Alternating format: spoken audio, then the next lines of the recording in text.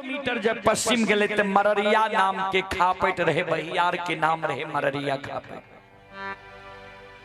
वही बहियार में जब लक्षण पहुंच रही है, सूर्यास्त भागले, अन्हार भागले, अंधेरी रात रहे, लक्षण के दिल घबरा गए। जे भाग के जे हम डुमरी ननिहाल जा रहे हैं, अंधेरी रात छिए, जा नहीं सकबे, बहुत दूर छे। ननिहाल जे हम भाग के जेबे ता ननिहाल में भी हमारा भैया के मुंह पर कियो बोले वाला नहीं छे। भैया के आग में जलावे के मन हेते, डुमरी ननिहाल से भी हमरा बुला लेते, आग में जला के मार देते। ननिहाल में लोग सामने वाला के छोड़ के पछले के गैर दी, जरा हमर दीदी दैया गैर दे में हेते, वो दादी मामा के भी गैर देते तो सहेल पड़ते ननिहाल। कथील वंश खानदान के गाली सुनबे डुमरी ननिहाल जा। जे कारू भैया जिंदा में कहल कर मरलो में पूजा कर भी तो भाई बहन के रहबो, ओकरे कारण ने आज दर दर के ठोकर खा रही है। वह बेमनमा भाई के नाम जय प के मररिया खापेट में आ प्राण त्याग देबई।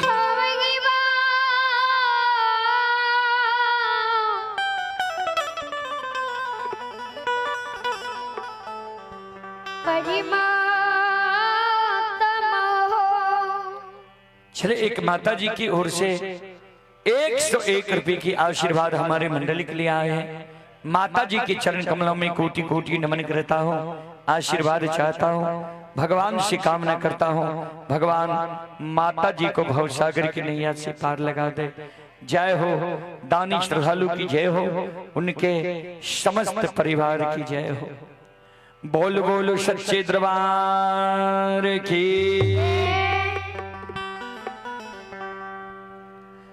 और आप हैं यशवंत कुमार जलवार। यशवंत कुमार जलवार की ओर से 11 रुपए की पुरस्कार ऑनलाइन फोन पे के द्वारा आए हैं। श्रद्धालु को बहुत बहुत धन्यवाद, लाख लाख शुक्रिया, बहुत बहुत साधुवाद। जय हो दानी श्रद्धालु की जय हो, उनके समस्त परिवार की जय हो।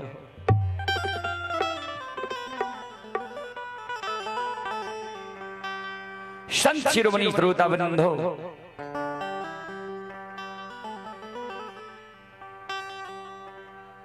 हमारी माँ बहन बाबू भैया सब ध्यान दे। ओई जगह लक्षण मररिया खापेट में होर के रेह में मुरघुसिया दादन के कारू बाबा के स्मरण करे। हो कारू भैया जिंदा रहो,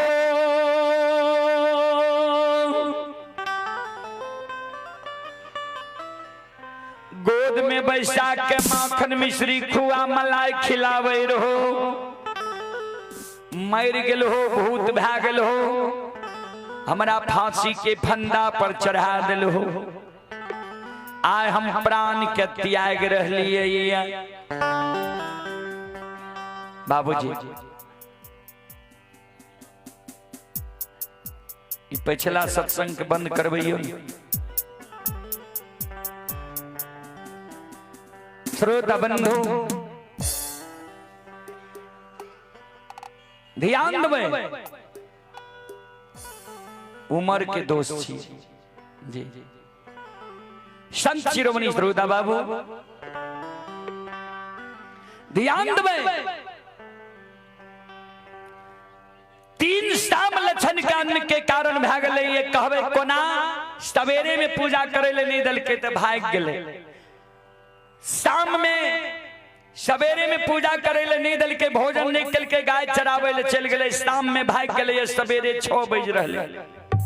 अन्न के कारण लक्षण के आत्मा व्याकुल छे, डर से होर के रेह में मृगसिया देने छे। काने कारू बाबा के स्मरण कर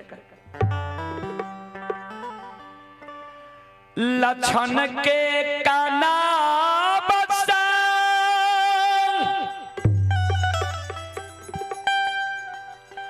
बाबा ओ घरदानी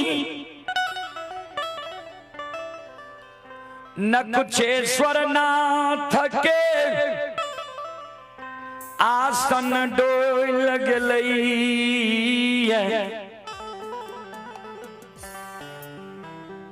बाबा ओघरदानी नकुचेश्वर नाथ के आसन डोल गए। बाबू जी लछन की कान से ध्यान दो श्रोता बंधु। बाबा नकुचेश्वर नाथ अंतर ध्यान में देखे जे लछन जार बाजार केंद्र हले। वही समय में संत बाबा कारू बाबा बैद्यनाथ धाम भूत बंगला में धुनी रमेने रहे, आसन जमीने रहे।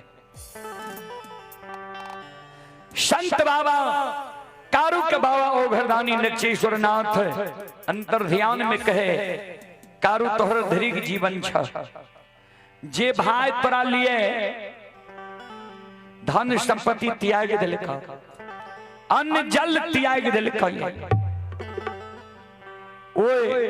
भाई के छोड़ के तू आ भूत बंगला में तू धोनी रमेनी छु, धरिक तोहर जीवन छ।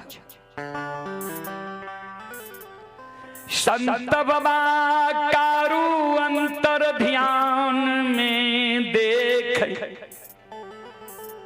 सही में लछन हमर प्राण त्याग रहले।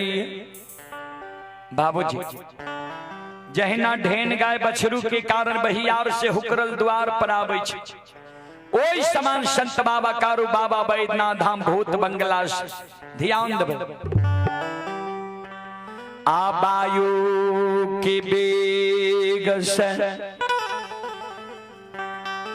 आबै छै हो कारू बाबा, आबै छै अमरिया नहीं हो खा।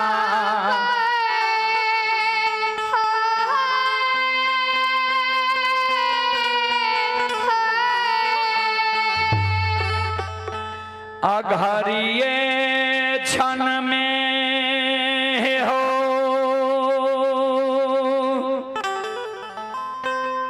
पहुँच गेलै लछन के ना जाहो दी।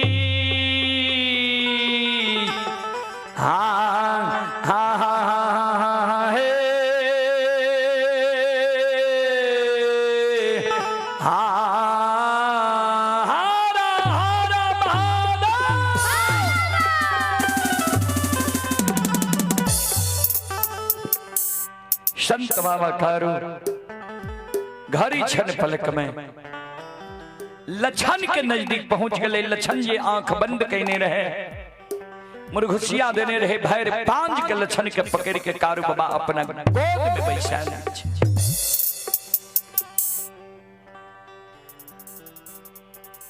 लछन काने आंख ने खोले, आवाज लगावे के छो तू। हमरा भगवान दुख दिल के मररिया खा पैटली है, तोरा कौन दुख कौन विपत्ति जे मररिया खा पैटल है, के छो तू बोलो न किया हो ये मररिया खा।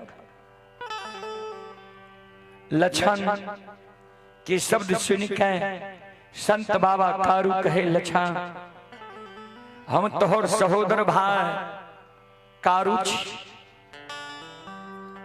लछन कान कारू भैया हमार मैर गलई, जहाँ दीन बेमनमा मरलई, वहाँ दीन लछन के फांसी के फंदा पर चढ़ा दिल। लछन के भूल गए। कारू बाबा कल के तोरा हम नहीं भूल लियो, तोरा फांसी की फंदा पर नहीं चढ़ेलियो। ये बोल की भेलो किया कौन लिही किया, मररिया खा पेट में प्राण त्याग रहली है। कारू बाबा के गला में गला मिल लछन कान, तू जे जिंदा में कहलो मरलो में पूजा कर भी ते भाई बहन के रहबो, हृदय में गांठ बहन लिए जे जा तक कारू भैया के पूजा नहीं करबे ता तक हम भोजन नहीं करब। तोहर पूजा करे के कारण बड़का भैया 7 गा चंदन जे तोरा हाथ के लगाल रहा, 7 गा चंदन के कटा के चेला चिरा के ढेर लगवा दिल कहिए, अघनुआ लार के ढेरी के तरह ढेर लागल छे। आय 12 बजे दिन में हमरा आग में जला के मार देत से भैया हो सहोदारा के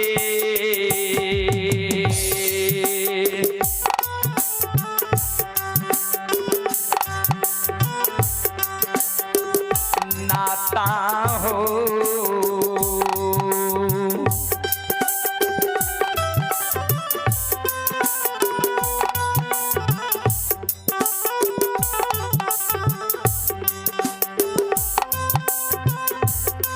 आहो ट्विटिए जैता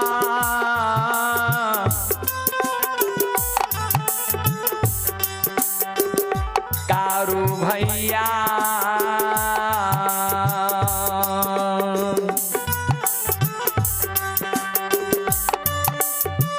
मार देते दुश्मन आग में,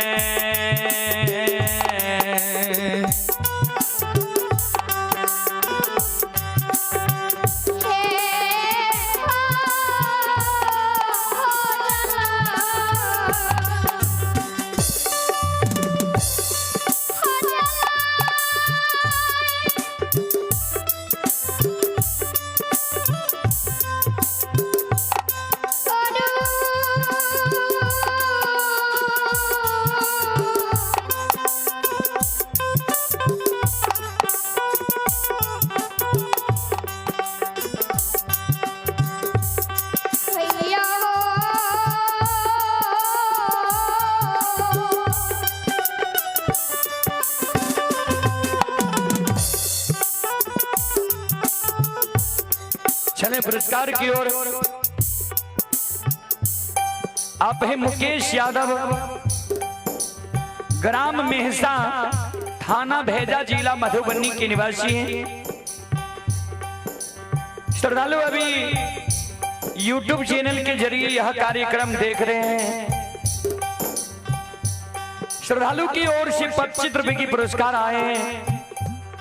श्रद्धालु को बहुत बहुत धन्यवाद, लाख लाख शुक्रिया, बहुत बहुत साधुवाद। जय हो दानी श्रद्धालु की, जय हो दानी श्रद्धालु के समस्त परिवार की जय हो।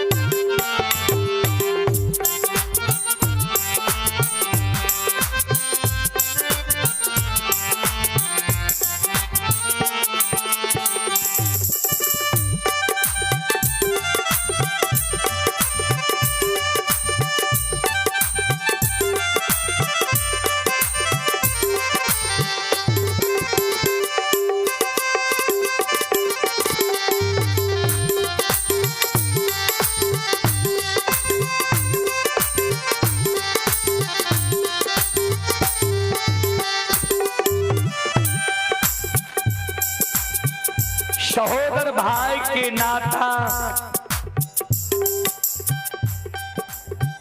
ट्वीट जेता,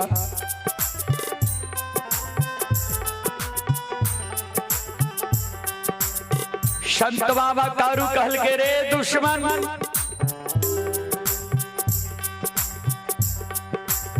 माय के दूध छोड़ ली,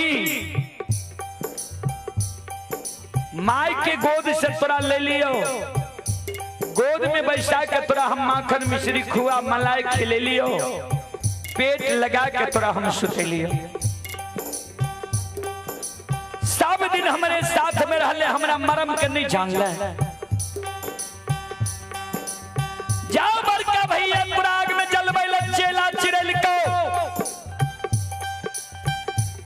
वो चेला पर जाके तू बैठ जाती है।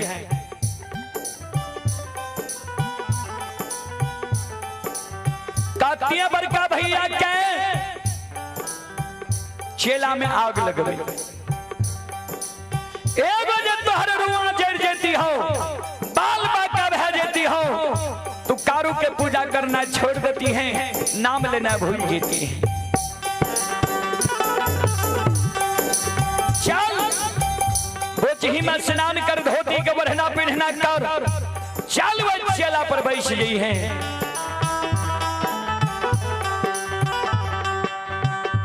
संत शिरोमणि त्रोदा बंधु माँ बहन बाबू भैया सब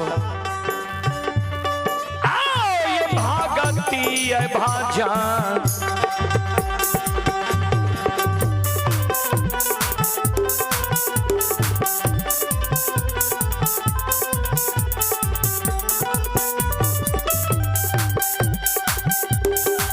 यो सुन भैया यो भागती है भाजा,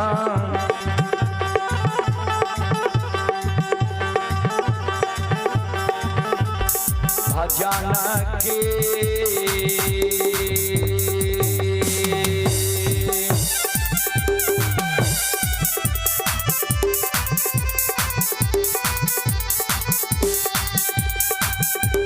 रसिलवा छी ठाकुर